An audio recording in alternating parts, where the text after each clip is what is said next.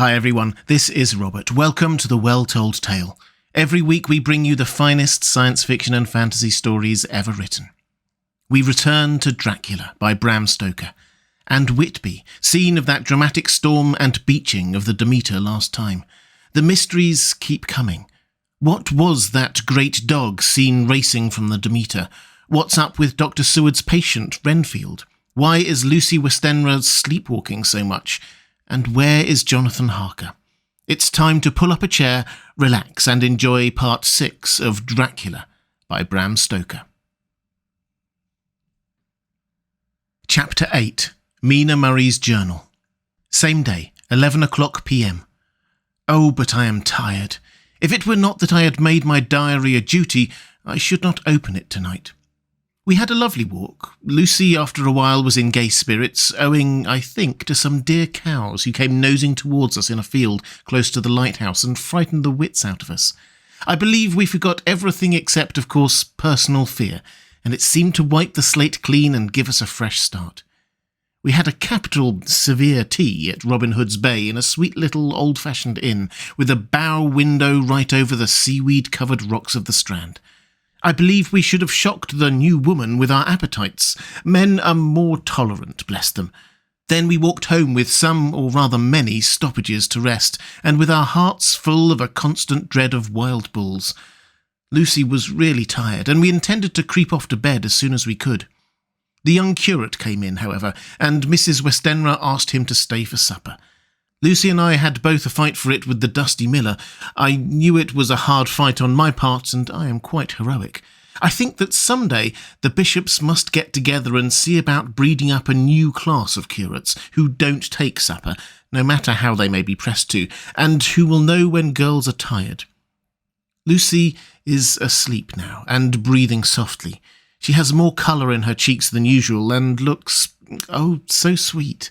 If Mr. Holmwood fell in love with her seeing her only in the drawing-room, I wonder what he would say if he saw her now. Some of the new women writers will some day start an idea that men and women should be allowed to see each other asleep before proposing or accepting. But I suppose the new woman won't condescend in future to accept.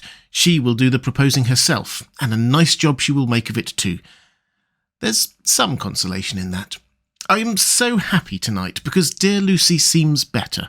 I really believe she has turned the corner, and that we are over her troubles with dreaming. I should be quite happy if I only knew of Jonathon. God bless him and keep him. 11th of August, 3 a.m. Diary again. No sleep now, so I may as well write. I am too agitated to sleep. We have had such an adventure, such an agonising experience. I fell asleep as soon as I had closed my diary. Suddenly I became broad awake and sat up with a horrible sense of fear upon me and some feeling of emptiness around me. The room was dark, so I could not see Lucy's bed. I stole across and felt for her. The bed was empty. I lit a match and found that she was not in the room. The door was shut but not locked, as I had left it. I feared to wake her mother, who had been more than usually ill lately, so threw on some clothes and got ready to look for her. As I was leaving the room, it struck me that the clothes she wore might give me some clue to her dreaming intention. Dressing gown would mean house, dress outside. Dressing gown and dress were both in their places.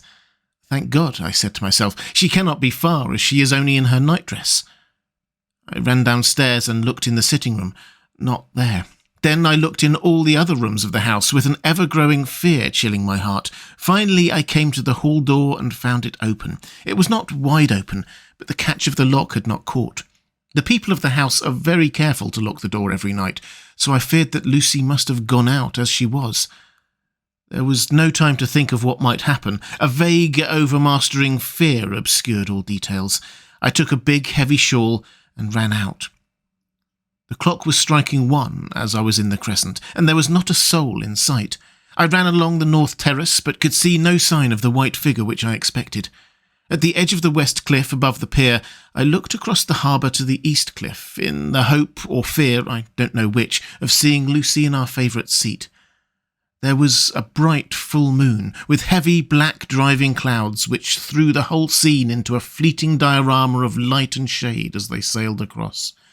For a moment or two I could see nothing, as the shadow of a cloud obscured St. Mary's Church and all around it. Then, as the cloud passed, I could see the ruins of the abbey coming into view, and as the edge of a narrow band of light as sharp as a sword cut moved along, the church and the churchyard became gradually visible. Whatever my expectation was, it was not disappointed, for there, on our favourite seat, the silver light of the moon struck a half-reclining figure, snowy white. The coming of the cloud was too quick for me to see much, for shadow shut down on light almost immediately, but it seemed to me as though something dark stood behind the seat where the white figure shone, and bent over it. What it was, whether man or beast, I could not tell. I did not wait to catch another glance, but flew down the steep steps to the pier and along by the fish market to the bridge, which was the only way to reach the east cliff. The town seemed as dead, for not a soul did I see.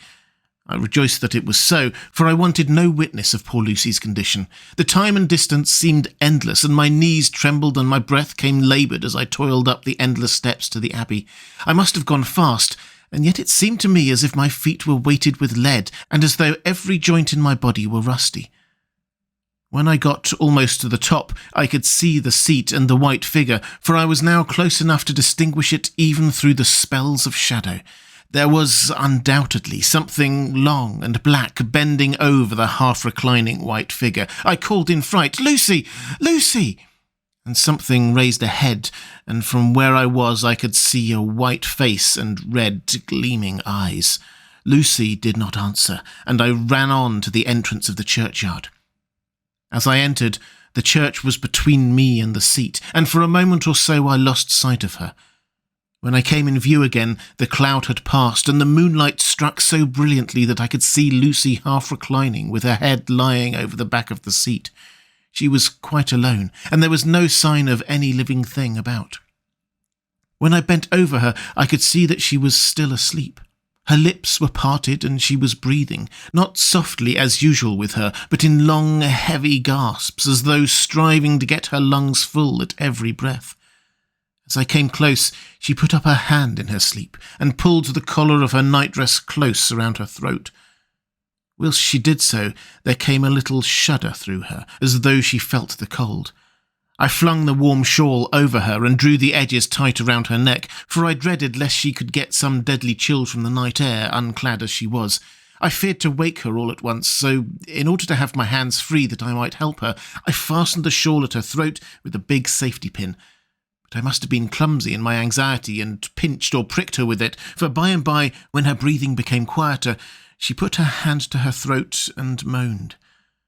When I had her carefully wrapped up, I put my shoes on her feet and then began very gently to wake her.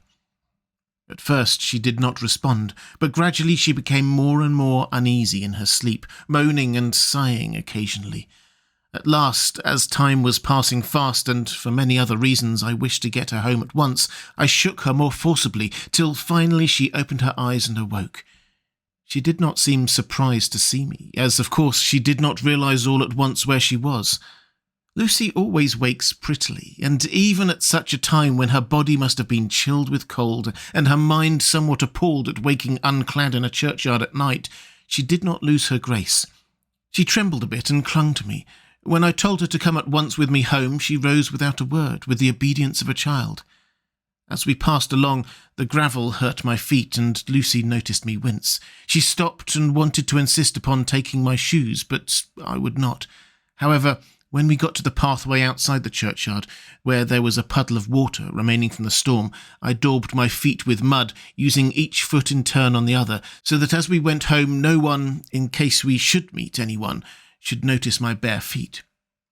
Fortune favoured us, and we got home without meeting a soul. Once we saw a man, who seemed not quite sober, passing along a street in front of us, but we hid in a door till he had disappeared up an opening such as there are here, steep little closes, or wynds as they call them in Scotland. My heart beat so loud all the time that sometimes I thought I should faint. I was filled with anxiety about Lucy, not only for her health, lest she should suffer from the exposure, but for her reputation, in case the story should get wind. When we got in and had washed our feet and had said a prayer of thankfulness together, I tucked her into bed. Before falling asleep, she asked, even implored me, not to say a word to anyone, even her mother, about her sleepwalking adventure. I hesitated at first to promise, but on thinking of the state of her mother's health and how the knowledge of such a thing would fret her, and thinking too of how such a story might become distorted, nay, infallibly would, in case it should leak out, I thought it wiser to do so. I hope I did right. I have locked the door, and the key is tied to my wrist, so perhaps I shall not be again disturbed. Lucy is sleeping soundly. The reflex of the dawn is high and far over the sea. Same day, noon. All goes well. Lucy slept till I woke her, and seemed not to have even changed her side. The adventure of the night does not seem to have harmed her. On the contrary, it has benefited her, for she looks better this morning than she has done for weeks. I was sorry to notice that my clumsiness with the safety pin hurt her. Indeed, it might have been serious, for the skin of her throat was pierced. I must have pinched up a piece of loose skin and have transfixed it, for there were 2 little red points like pinpricks, and on the band of her nightdress was a drop of blood. When I apologised and was concerned about it, she laughed and petted me and said she did not even feel it. Fortunately, it cannot leave a scar, as it is so tiny. Same day, night. We passed a happy day. The air was clear and the sun bright, and there was a cool breeze. We took our lunch to Mulgrave Woods, Mrs. Westenra driving by the road and Lucy and I walking by the cliff path and joining her at the gate. I felt a little sad myself, for I could not but feel how absolutely happy I would have been had Jonathon been with me. But there, I must only be patient. In the evening we strolled in the casino terrace and heard some good music by Spur and Mackenzie, and went to bed early. Lucy seems more restful than she has been for some time, and fell asleep at once. I shall lock the door and secure the key, the same as before, though I do not expect any trouble tonight. 12th of August. My expectations were wrong, for twice during the night I was wakened by Lucy trying to get out. She seemed, even in her sleep, to be a little impatient at finding the door shut, and went back to bed under a sort of protest. I woke with the dawn, and heard the birds chirping outside of the window. Lucy woke too, and, I was glad to see, was even better than on the previous morning. All her old gaiety of manner seemed to have come back, and she came and snuggled in beside me, and told me all about Arthur. I told her how anxious I was about Jonathon, and then she tried to comfort me. Well, she succeeded somewhat, for though sympathy can't alter facts, it can help to make them more bearable. 13th of August. Another quiet day, and to bed with the key on my wrist as before. Again I awoke in the night and found Lucy sitting up in bed, still asleep, pointing to the window. I got up quietly and, pulling aside the blind, looked out. It was brilliant moonlight, and the soft effect of the light over the sea and the sky, merged together in one great silent mystery, was beautiful beyond words. Between me and the moonlight flitted a great bat, coming and going in great whirling circles. Once or twice it came close, but was, I suppose, frightened at seeing me, and flitted away across the harbour towards the abbey. When I came back from the window, Lucy had lain down again and was sleeping peacefully. She did not stir again all night. 14th of August. On the East Cliff, reading and writing all day. Lucy seems to have become as much in love with the spot as I am, and it is hard to get her away from it when it is time to go home for lunch or tea or dinner. This afternoon she made a funny remark. We were coming home for dinner, and had come to the top of the steps up from the West Pier, and stopped to look at the view, as we generally do. The setting sun, low down in the sky, was just dropping below Kettleness. The red light was thrown over on the East Cliff and the old abbey, and seemed to bathe everything in a beautiful rosy glow. We were silent for a while, and suddenly Lucy murmured, as if to herself, "His red eyes again. They are just the same." It was such an odd expression, coming apropos of nothing, that it quite startled me.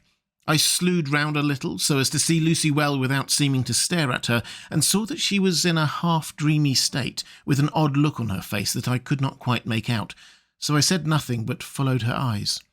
She appeared to be looking over at our own seat, whereon was a dark figure seated alone. I was a little startled myself, for it seemed for an instant as if the stranger had great eyes like burning flames, but a second look dispelled the illusion. The red sunlight was shining on the windows of St. Mary's Church behind our seat, and as the sun dipped, there was just sufficient change in the refraction and reflection to make it appear as if the light moved. I called Lucy's attention to the peculiar effect, and she became herself with a start, but she looked sad all the same. It may have been that she was thinking of that terrible night up there. We never refer to it, so I said nothing, and we went home to dinner. Lucy had a headache and went early to bed. I saw her asleep and went out for a little stroll myself. I walked along the cliffs to the westward and was full of sweet sadness, for I was thinking of Jonathon. When coming home, it was then bright moonlight, so bright that, though the front of our part of the crescent was in shadow, everything could be seen well. I threw up a glance at our window and saw Lucy's head leaning out. I thought that perhaps she was looking out for me, so I opened my handkerchief and waved it. She did not notice or make any movement whatever. Just then, the moonlight crept round an angle of the building, and the light fell on the window. There distinctly was Lucy with her head lying up against the side of the windowsill and her eyes shut.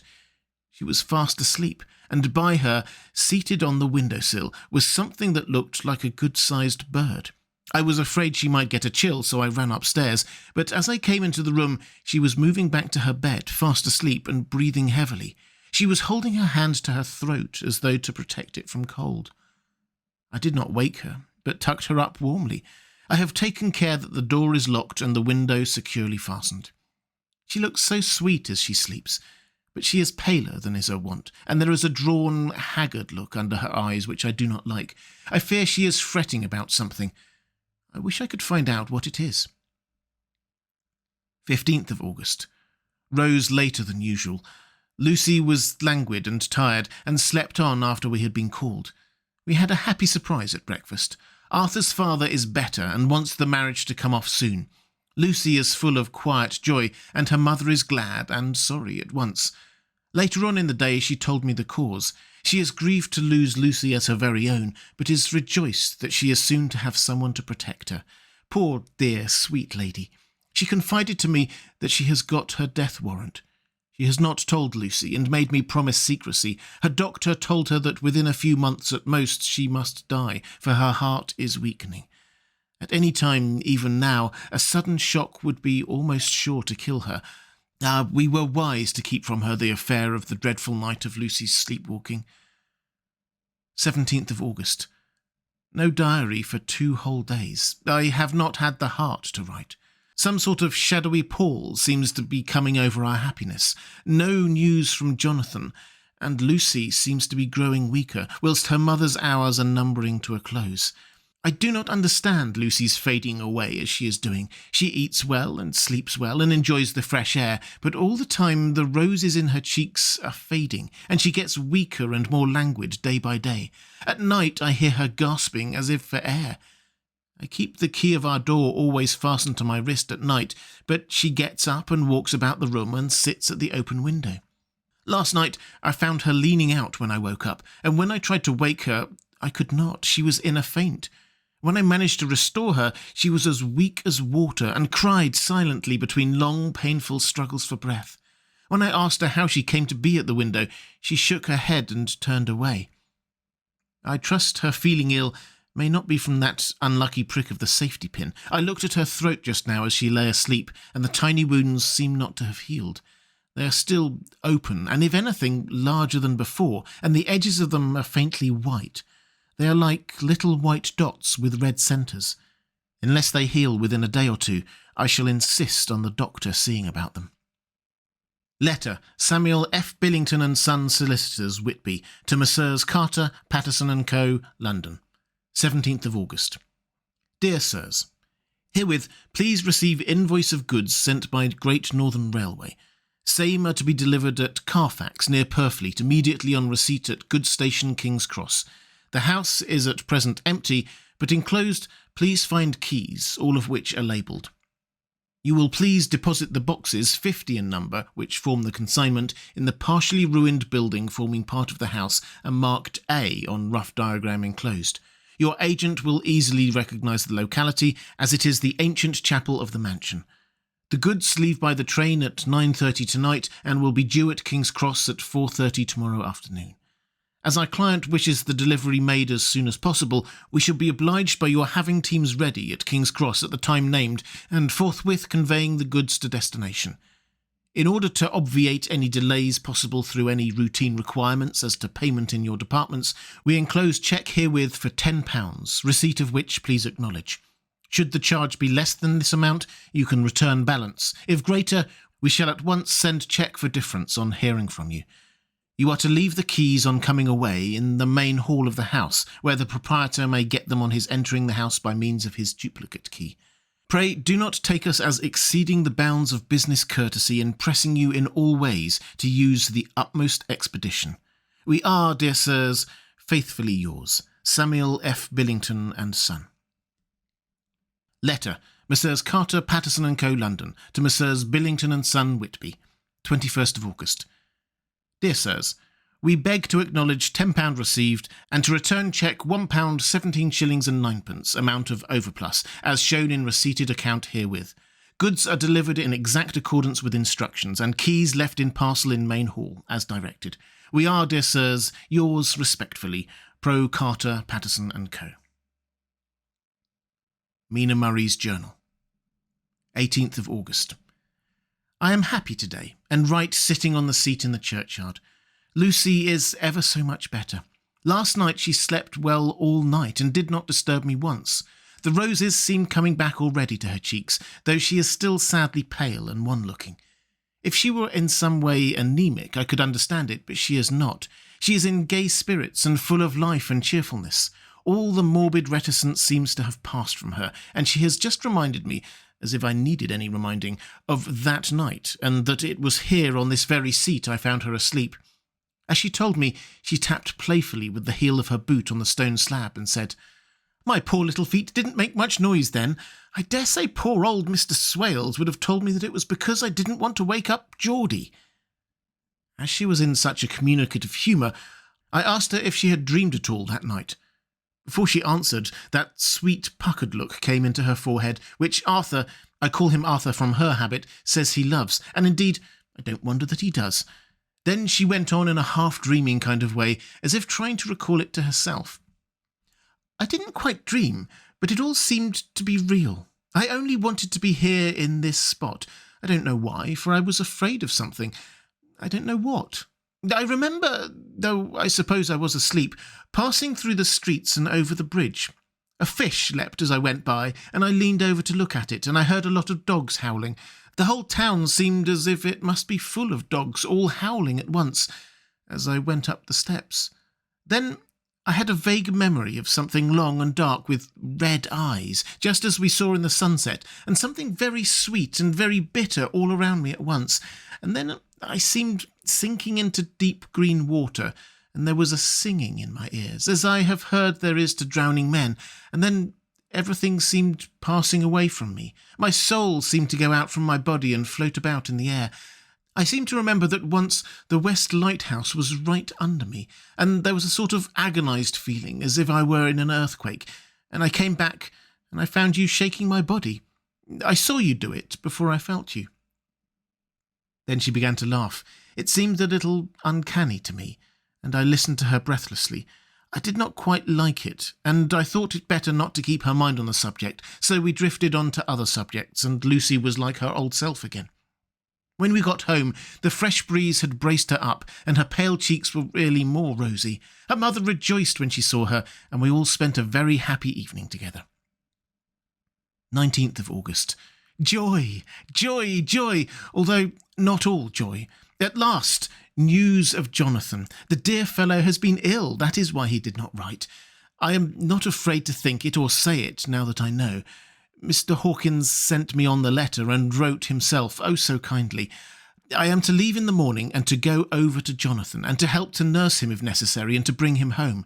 Mr. Hawkins says it would not be a bad thing if we were to be married out there. I have cried over the good sister's letter till I can feel it wet against my bosom where it lies. It is of Jonathon, and must be my heart, for he is in my heart. My journey is all mapped out, and my luggage ready. I am only taking one change of dress. Lucy will bring my trunk to London and keep it till I send for it may be that... I must write no more. I must keep it to say to Jonathon, My husband. The letter that he has seen and touched must comfort me till we meet. Letter, Sister Agatha, Hospital of St. Joseph and St. Mary, Budapest, to Miss Wilhelmina Murray, 12th of August. Dear Madam, I write by desire of Mr. Jonathon Harker, who is himself not strong enough to write, though progressing well, thanks to God and St. Joseph and St. Mary. He has been under our care for nearly 6 weeks, suffering from a violent brain fever. He wishes me to convey his love, and to say that by this post I write for him to Mr. Peter Hawkins, Exeter, to say, with his dutiful respects, that he is sorry for his delay, and that all of his work is completed. He will require some few weeks' rest in our sanatorium in the hills, but will then return. He wishes me to say that he has not sufficient money with him, and that he would like to pay for his staying here, so that others who need shall not be wanting for help. Believe me, yours, with sympathy and all blessings, Sister Agatha. P.S. My patient being asleep, I open this to let you know something more. He has told me about you, and that you are shortly to be his wife. All blessings to you both. He has had some fearful shock, so says our doctor, and in his delirium his ravings have been dreadful, of wolves and poison and blood, of ghosts and demons, and I fear to say of what. Be careful with him always, that there may be nothing to excite him of this kind for a long time to come. The traces of such an illness as his do not lightly die away. We should have written long ago, but we knew nothing of his friends, and there was nothing on him, nothing that anyone could understand. He came in the train from Klausenburg, and the guard was told by the station master that he rushed into the station shouting for a ticket for home. Seeing from his violent demeanour that he was English, they gave him a ticket for the furthest station on the way thither that the train reached. Be assured that he is well cared for. He has won all hearts by his sweetness and gentleness. He is truly getting on well, and I have no doubt will in a few weeks be all himself. But be careful of him, for safety's sake. There are, I pray God and St. Joseph and St. Mary, many, many happy years for you both. Dr. Seward's Diary. 19th of August. Strange and sudden change in Renfield last night. About 8 o'clock he began to get excited and sniff about as a dog does when setting. The attendant was struck by his manner, and knowing my interest in him, encouraged him to talk. He is usually respectful to the attendant and at times servile, but tonight, the man tells me, he was quite haughty, would not condescend to talk with him at all. All he would say was, "I don't want to talk to you. You don't count now. The master is at hand." The attendant thinks it is some sudden form of religious mania which has seized him. If so, we must look out for squalls, for a strong man with homicidal and religious mania at once might be dangerous. The combination is a dreadful one. At 9 o'clock I visited him myself. His attitude to me was the same as to that of the attendant. In his sublime self-feeling, the difference between myself and the attendant seemed to him as nothing. It looks like religious mania, and he will soon think that he himself is God.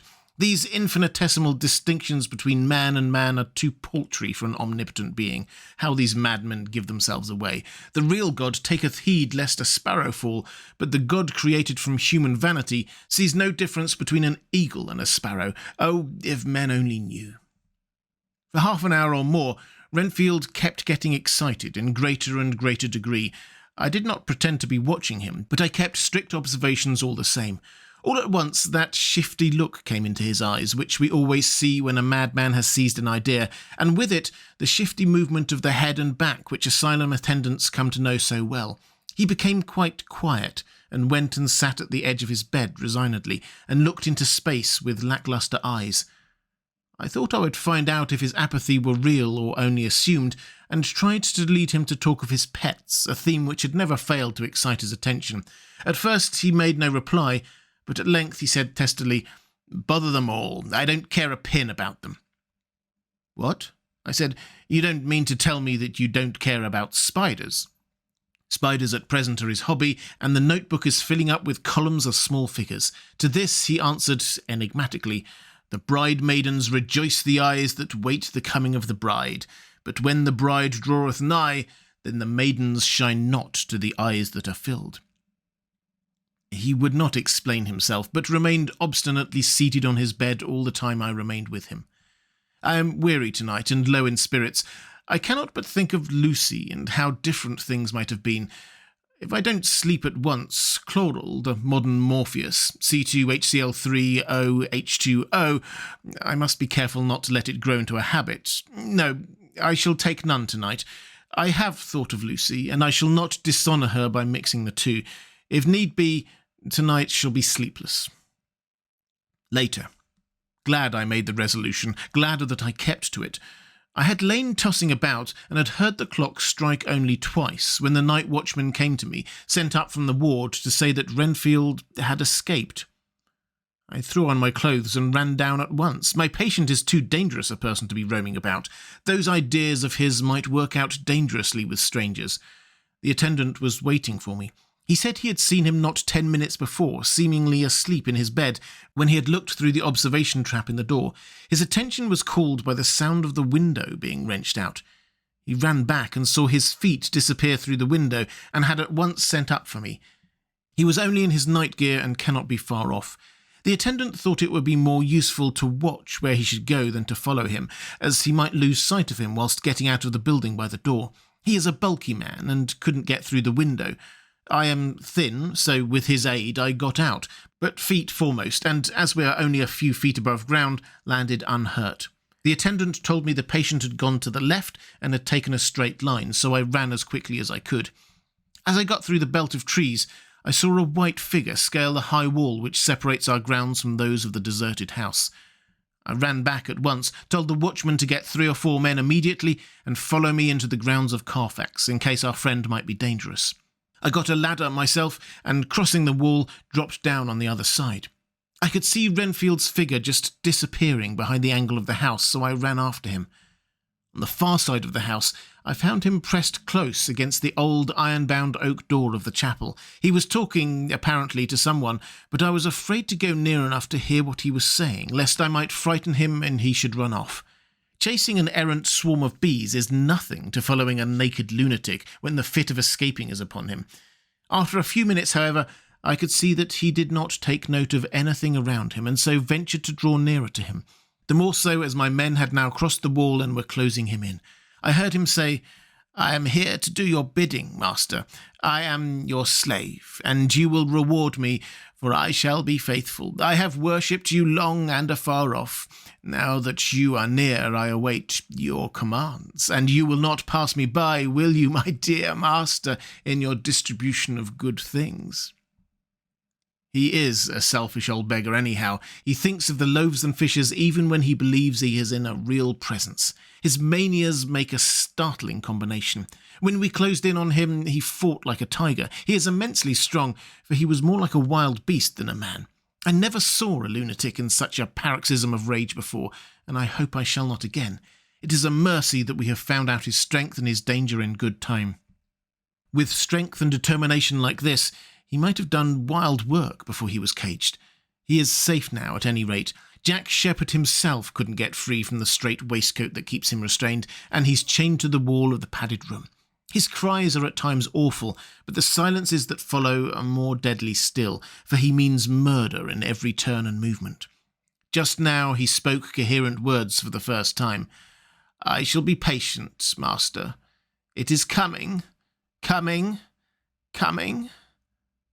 So I took the hint and came to. I was too excited to sleep, but this diary has quieted me, and I feel I shall get some sleep tonight.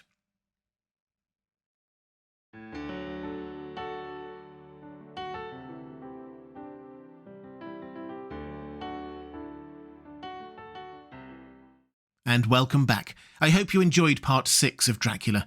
If you would like to support The Well Told Tale, the best way to do that is on Patreon, at patreon.com/thewelltoldtale. There's a link in the description.